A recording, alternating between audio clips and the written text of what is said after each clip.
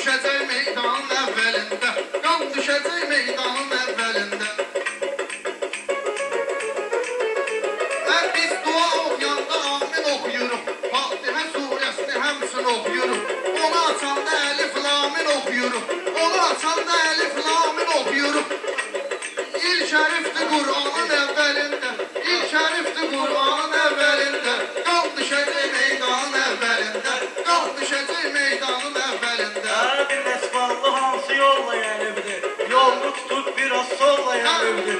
Səsələmi məclisə molla yenibdir, hələ deyəcək san əvvəlində, hələ deyəcək san əvvəlində, qan düşəcək meydanın əvvəlində, qan düşəcək meydanın əvvəlində.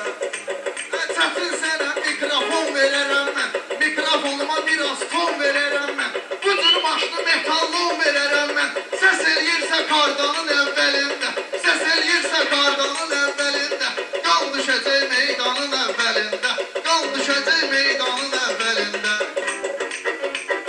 Değişməyəcək maraq salmısan, sən deyəsən fikrimi çox salmısan, sən deyəsən fikrimi çox salmısan, çatmayan yorğanla ayaqlanmısan, bir baxardın yorğanın əvvəlində, ölçümü tut yorğanın əvvəlində, qan düşəcək meydanın əvvəlində, qan düşəcək meydanın əvvəlində.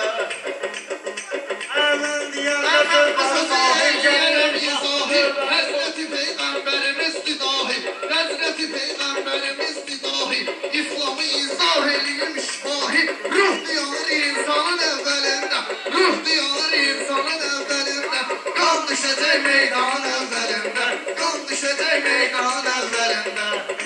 Ay bir Nesballı güya ki mahir gəlib, Astaralı balasına dair gəlib, Astaralı balasına dair gəlib, bu Nesballardan tutma şair gəlib, bunu salmayın ekran əvvəlində, bunu çəkməyin ekran əvvəlində. Qan düşənən mən vuracaqdım fələ, qalma sənin salmalıyam bəlbələ, bizim qaqa söz deyə bilmir hələ, fiyal olubdur iskanın əvvəlində, fiyal olubdur iskanın əvvəlində, qan düşəcək meydanın əvvəlində, qan düşəcək meydanın əvvəlində. Ay içmirəm məmisən atma dörtdana, yaraşmaz axır bu şey bu müsəlmana, yaraşmaz belə şeylər müsəlmana.